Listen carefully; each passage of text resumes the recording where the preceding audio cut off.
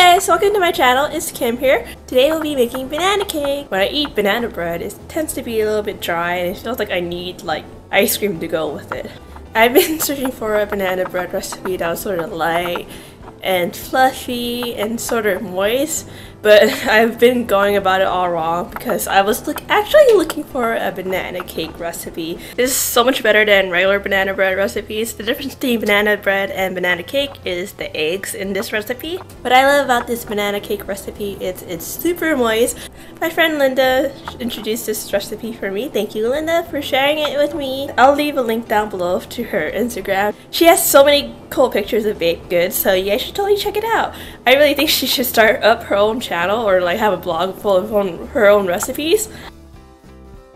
We want to use ripe bananas that are full of brown spots. Not only they'll give a really strong banana flavor, but they'll also be super easy to mash by hand. It'll feel a little gross, but trust me on this one. This recipe is pretty much perfect. You have bananas that have been sitting there for a while. If your bananas aren't ripe yet, you could always leave it in a paper bag and it should ripen faster. In a bowl, begin mashing 400 grams of bananas or 4 bananas with a fork. If you're cooking with your little ones, this is the step you should give them to do. Back at home, this used to be my job. Yep. This kinda already looks good enough to eat. In a large bowl, begin sifting together your dry ingredients: cake flour, baking powder, baking soda, and cinnamon powder. Whisk it together well with a whisk. Also, if you're like me and you almost never have cake flour on hand, you could always add corn flour into your all-purpose flour, and that makes cake flour. For every cup of flour you use, take out 2 tablespoons of flour and return it to the flour bin and put in 2 tablespoons of cornstarch and combine that together and it makes cake flour. You're gonna really want to use a stand mixer for this step. In a stand mixer, add 6 eggs or 300 grams of eggs, 300 grams of sugar, the mashed bananas, and half a teaspoon of salt.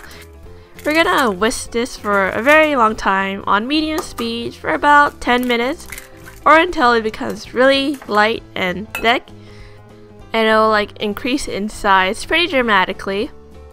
So I'm hoping you're using your biggest mixing bowl for this. So the hardest part of this recipe is probably just mashing those bananas and just basically making your mixer do all of the work. I definitely do not recommend doing this by hand because it sounds way too exhausting and you might hurt yourself. Believe it or not, I sprained my wrist tons of times over baking. Yeah. Now that my batter is light and thick and fluffy, we're gonna add in the flour, but we're gonna gradually add this in there and we're gonna mix this on low speed so the flour doesn't go everywhere like it is on camera right now.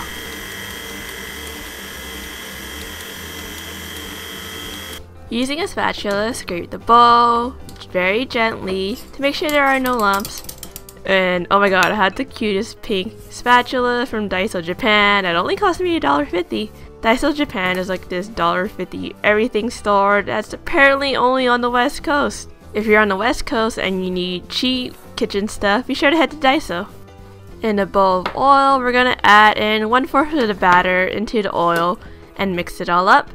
Doing this is sort of just a way to incorporate the oil into the batter because the oil just doesn't mix very well if you were to straight up mix it into the batter, and it will end up deflating the batter if we straight up add in the oil into the entire batter. So we're just gonna mess up this tiny amount of batter and then dump it all into the main batter just so it incorporates a lot better. Stirring the oil and the small amount of batter may take a few minutes, so take your time with it. You return everything back into the main batter and fold this until it's well combined.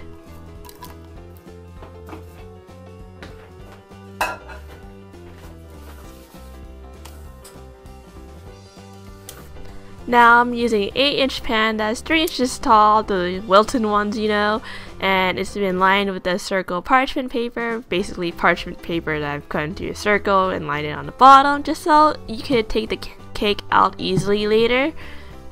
Pour the batter into the cake pan, tap this 2 to 3 times to release any air bubbles. I know some of you are against tapping the cake pan, but I'm just merely following directions here. So it's up to you whether or not you want to tap it. And I have some leftover batter, so I'm pouring it into a bread pan mold that's also lined with parchment paper. Keep in mind the bread pan mold will take a lot longer to bake than the actual cake pan mold because it's smaller. Well, you bake the cake in a preheated oven of 320 degrees Fahrenheit for an hour and 10 minutes or until it passes the toothpick test.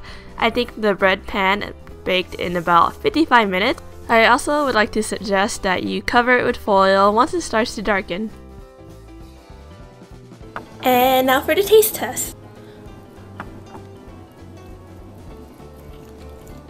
I love the level of sweetness and the softness and the moistness in this cake. Please like, comment, subscribe. Be sure to watch my previous video. Follow me on all my social media sites and watch my previous video. And bye!